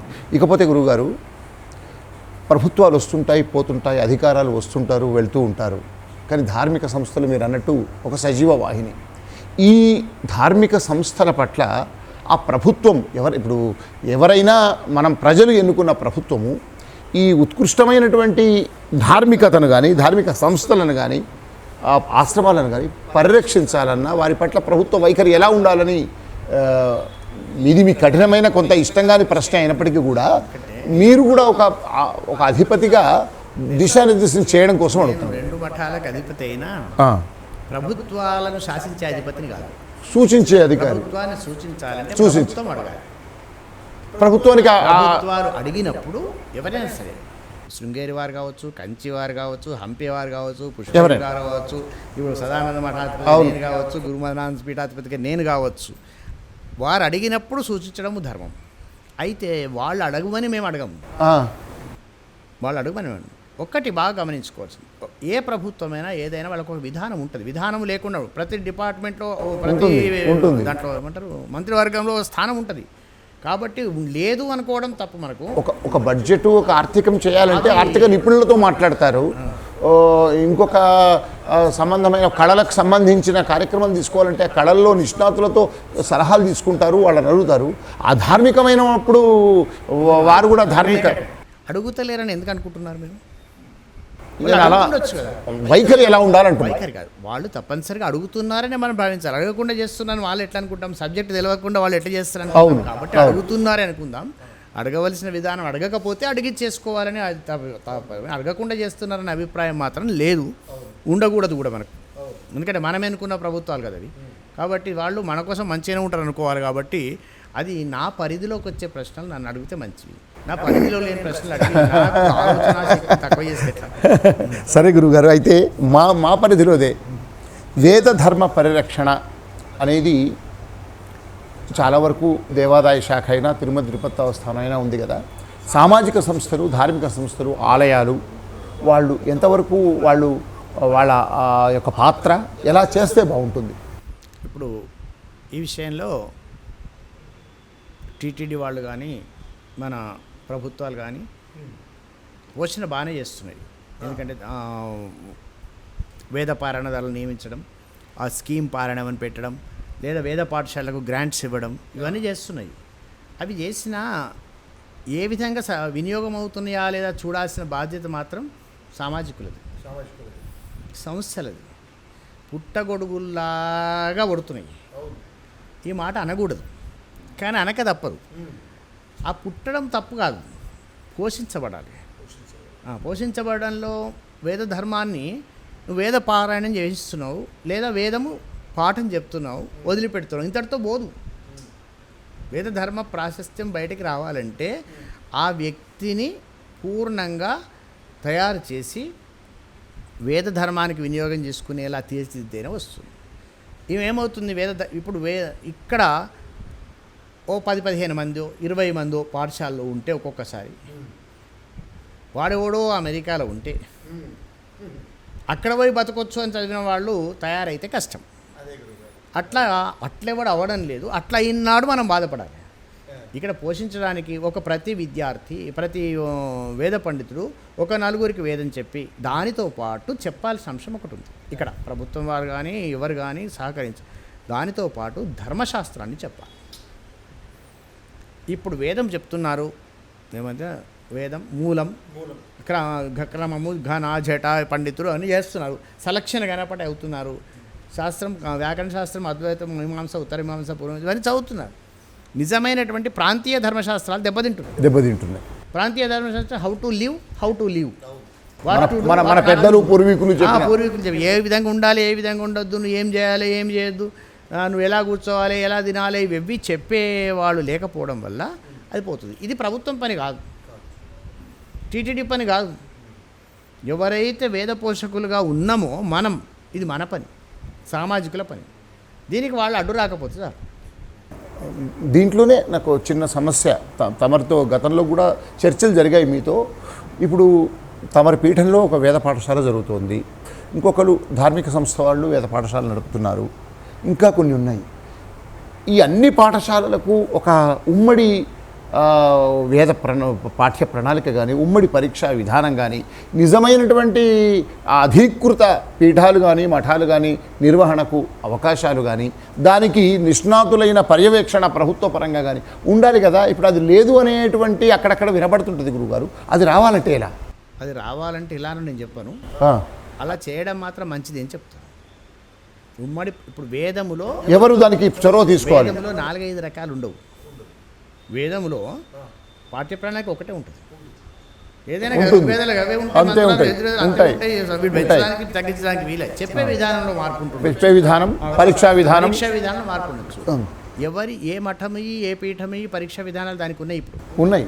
మా పీఠం విధానాలు వేరున్నాయి, శృంగేరి పీఠాన విధానాలు వేరున్నాయి, కంచి వారి వేరున్నాయి, మైసూరు కొన్ని సభలు కూడా ఉంటాయి. కొన్ని ఇప్పుడు తెలంగాణ వేద సభ, అట్లాంటి వేద సభ, జనార్దన స్వామి సభ, రాజమండ్రి సభ, విజయవాడ సభ, ఇట్లా సభల్లో వాళ్ళ విధానాలు ఉన్నాయి.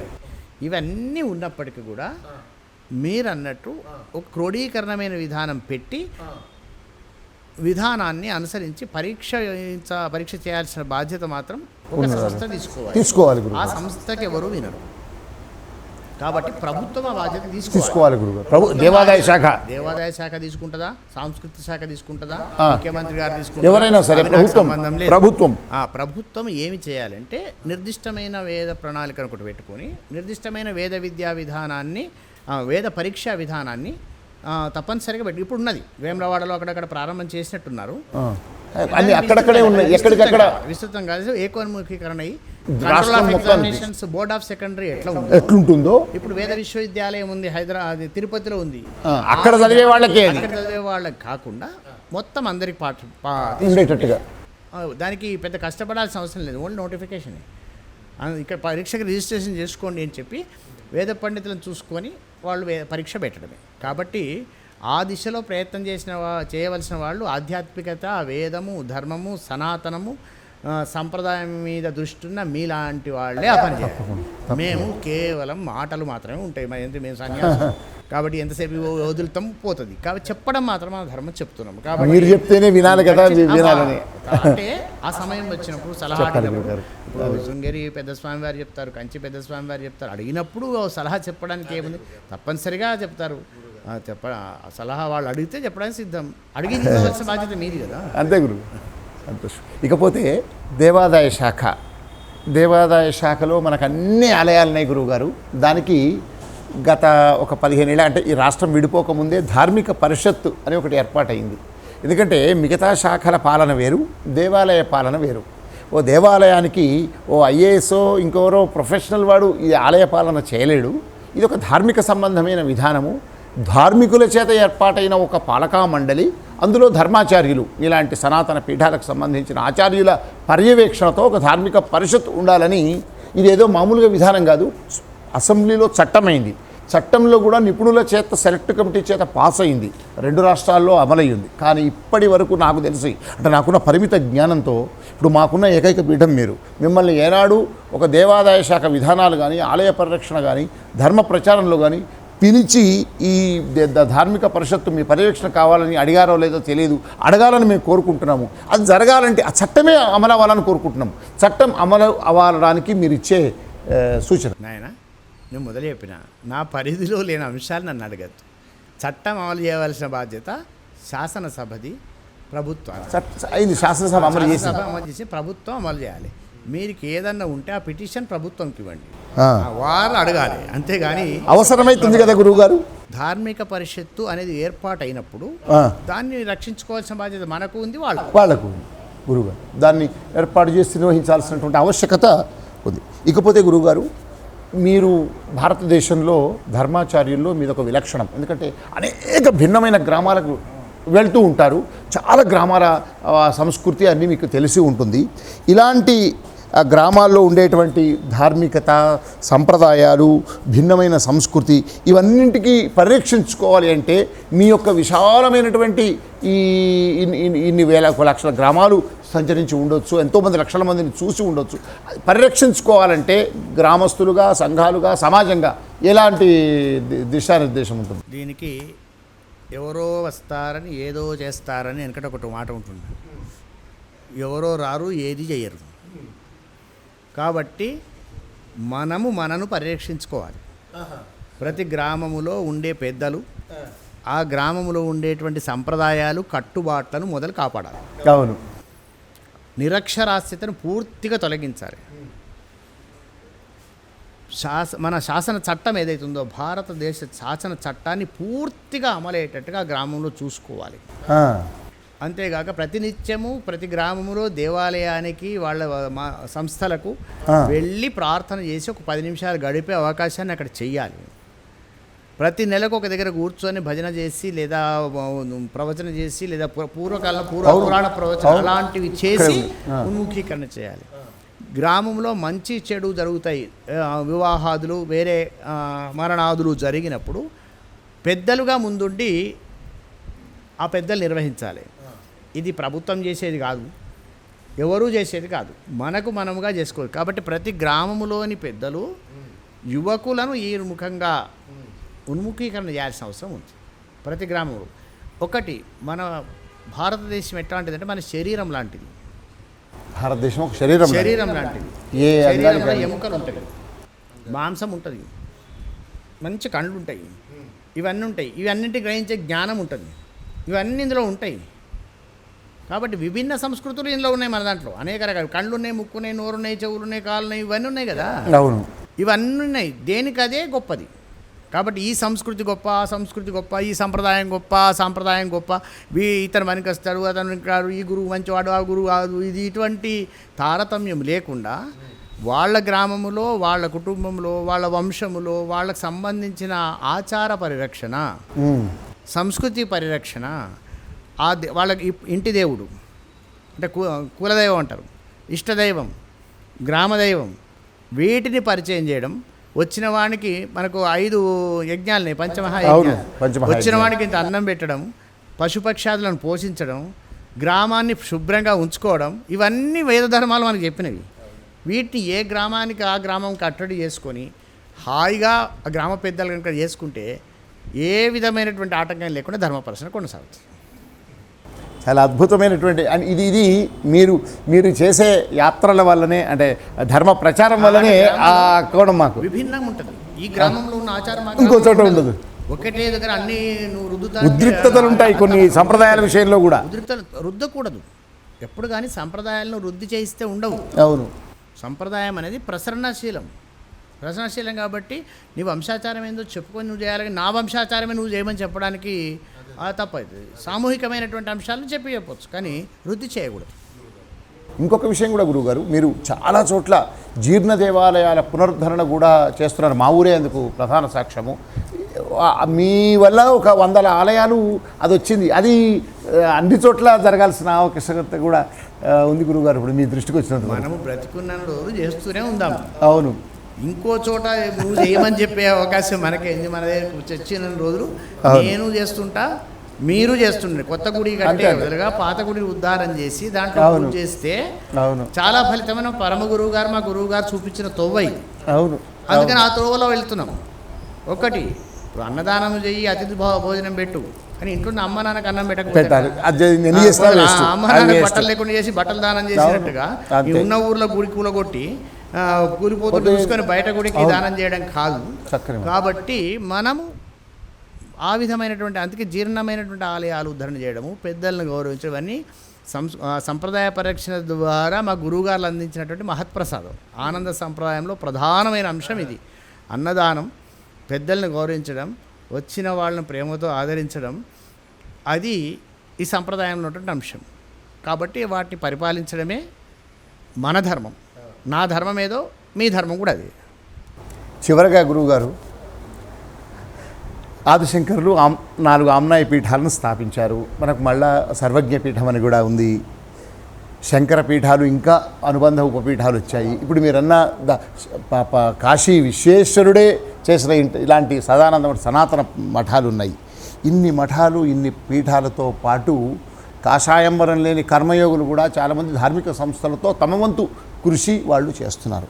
ఇవన్నింటికీ సమన్వయం ఉండాలి అని ఓ ధార్మికుడో, ఒక ఆస్తికుడో, అది ఒక ఆశ. జరగట్లేదని కాదు, ఇంకా బాగుంటే బాగుండు అనేటువంటి ఆ ఆశను మాధవానంద సరస్వతి స్వామి వారి వాక్కు ద్వారా మేము ఎలా ప్రబోధం కావాలి? మా ఆశ అట్లా మంచి ఆశ. ఎప్పుడైనా చెడు ఆశ అయితే తప్పు. మంచి ఆశ, ధార్మిక ప్రబోధాలు, వివిధమైనటువంటి అంశాలు, వివిధమైనటువంటి సంస్కృతిని పరిరక్షించే పీఠాలు, కర్మయోగులే కావచ్చు, జ్ఞానయోగులే కావచ్చు, అవధూతలే కావచ్చు, భజన కీర్తనకారులే కావచ్చు, వీళ్ళందరూ కూడా ఇంకా విస్తరిస్తుంటారు. ఆ విస్తరించాల్సిన అవసరం ఉంది.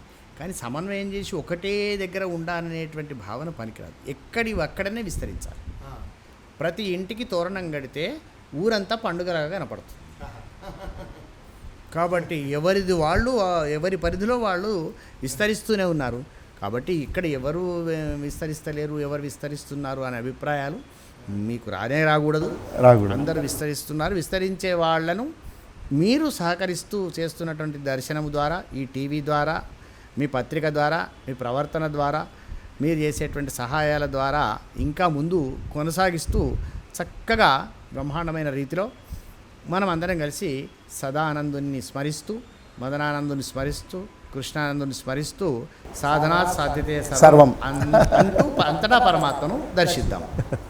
అదండి, ఒక అద్భుతమైనటువంటి, ఒక తపో సంపన్నులైనటువంటి ఒక ధర్మాచార్యులు నిరంతరము కూడా గ్రామాల్లో సంచారం చేస్తూ, ధర్మ ప్రచారం చేస్తూ, ఒక మాట చెప్పారు కదా, ఇంటింటికి తోరణం ఉంటే ఊరంతా శోభాయ వాతావరణం ఉంటుందని. ప్రతి ఇంటికి తోరణం, ఈ ధార్మిక తోరణం, ధర్మ ప్రచారం జరగాలంటే గురువుగారి ఆ ప్రస్థానంలోనే మనకు తెలుస్తుంది. అలాంటి ధర్మ ప్రచారం నిరంతరము గురువుగారికి మార్గదర్శనంగా అందరిలో కలగాలని, సదానంద మఠం, ఒక సనాతన సదానంద మఠం యొక్క మఠాధిపతిగా గురువుగారి ఈ సరికొత్త ధార్మిక ప్రస్థానంలో కూడా మనమంతా భాగస్వాములమై ఆ సనాతన పీఠ ధార్మికతను మరింత పరిరక్షించడానికి, పరివ్యాప్తం చేయడానికి మనం కార్యోన్ముఖులం కావాలని, ఆ మహాయోగి తపో సంపన్నులైనటువంటి పరమహంస పరివ్రాజకులు శ్రీ గురుమదనానంద సరస్వతి పీఠాధీశ్వరులు, సదానంద మఠాధీశులైన శ్రీ శ్రీ శ్రీ మాధవానంద సరస్వతి స్వామివారు చెప్పిన, ఇప్పటిదాకా మనతో పంచుకున్న ఈ దర్శనం టీవీ ముఖాముఖిలో అద్భుతమైన అనేకమైనటువంటి ధార్మిక విషయాలు వెల్లడించారు. అవన్నీ కూడా మనందరికీ ఒక పాఠ్యపుస్తకాలు అంటాయి.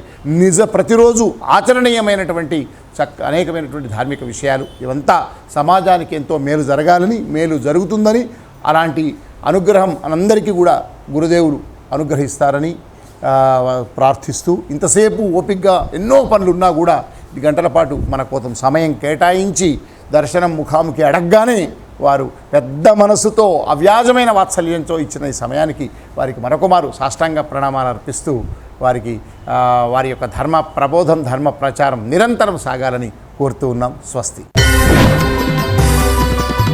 दर्शनम्